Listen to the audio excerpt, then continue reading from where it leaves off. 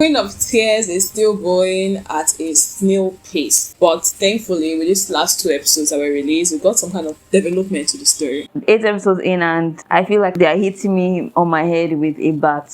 I'm over it. In this episode, we see that Hae is, I would say, shocked, not angry at Hyun-woo for his betrayal. She just needs space from him, so she went back to the hotel to pack her things and leave. Then she has this blackout, and when she gets herself once again, she's in danger. She's right in front of a truck about to run her over, and then Hyun-woo comes to save her once again. But she doesn't appreciate this. She says next time he should just let her die. Hae undergoes the procedure in Germany to help boost her white blood cells, but it was unsuccessful, and the doctor tells Hyun-woo that it is common for terminally ill patients to have suicidal thoughts and want to kill themselves based on Hae's recent behavior. So he tells Hyun-woo to help her look forward to things that will make her want to leave, and he decides that provoking Hae is the best way because she'll have a mission by seeking revenge against him. So he does that, and she signs the divorce paper, and she's like, she's going to submit this divorce paper in her own terms and no other way.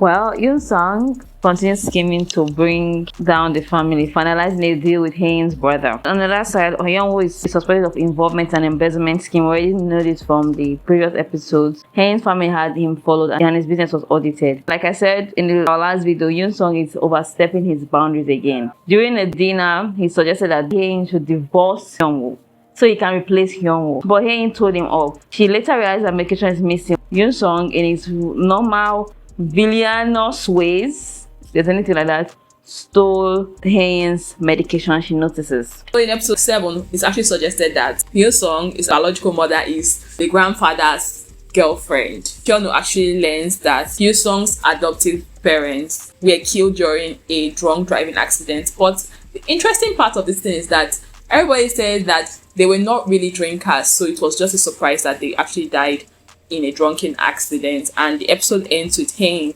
losing her memory. She could not remember recent events. Immediately episode 8 started, Hyun-woo tries to remind her of recent events, that we've gone to Germany, you've told me the story before, and he jogs her memory. When her confusion subsides, she decides that it's time to finalize this divorce. And we have this cameo appearance from the very popular series Vincenzo. The character of Vincenzo here is actually playing Hae's divorce lawyer. So while they are finalizing this divorce, Hae is still kind of hung up to her husband. She follows the usual route, trying to experience what he enjoys. And during one of her sneaking around, she accidentally hears Hyun-woo and Yang-ji discussing the divorce. While Yoo-sung, in his normal villainous ways, is following Hae around, but Yoo-won intercepts him to warn him off that he should stay clear of Hae. Even though Yoon-sung reminded him that, oh, you are no longer married again, so what's your business? Hyun-woo is bent on protecting Hae. It's revealed that Yoon-sung knows about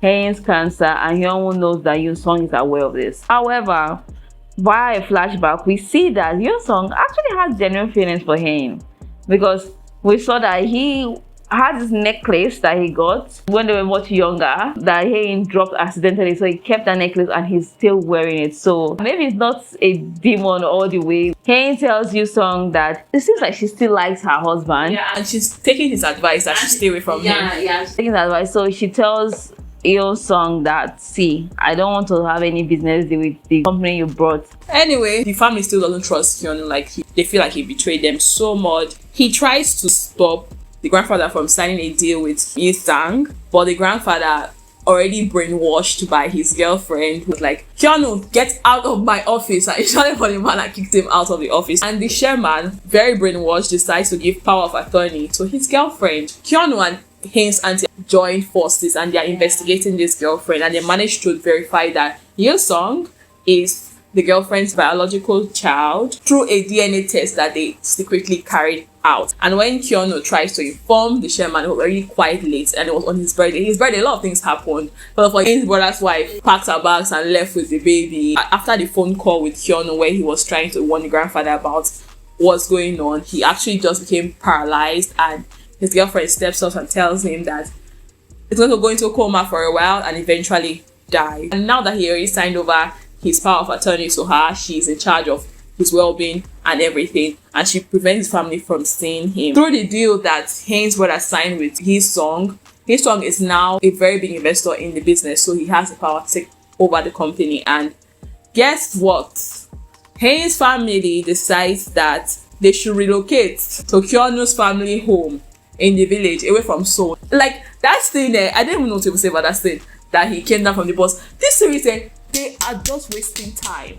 They're just wasting a lot of time that they're not supposed to be wasted. First of all, his family, they were outside talking about the divorce and we were feeling bad about it. Then they saw he came with a bus and they were insulting the family. Why was Hae, her father, her mother, her brother, her auntie, why were they all staying inside the bus and coming down one by one after they insulted them? Not for dramatic effect. I don't have any thoughts on this episode because I'm over this series. I think I'm moving over K-dramas as a whole. I don't understand all this forced drama. Everything is forced. There's sometimes you watch old movies and you understand that, okay, it was the time. It was permitted. Like this was a different time. So yeah, we can overlook it and just laugh about it.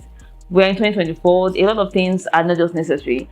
Dragging a drama is not necessary. The next episode now will have to waste a lot of time. Another 1 hour and 20 minutes waiting to see how the family, they are going to integrate together, how they're going to live together, how they're going to struggle. I really have no much expectations for next episode. But the real question of the day is Hae's health. Will she be able to come out of this unscathed? I don't think so. I believe she's going to die. But unless it's going to be a very big miracle, I don't think she's going to survive this thing. Let's see. That's the reason I'm looking out for. I kind of feel sorry for her that she'll have to die.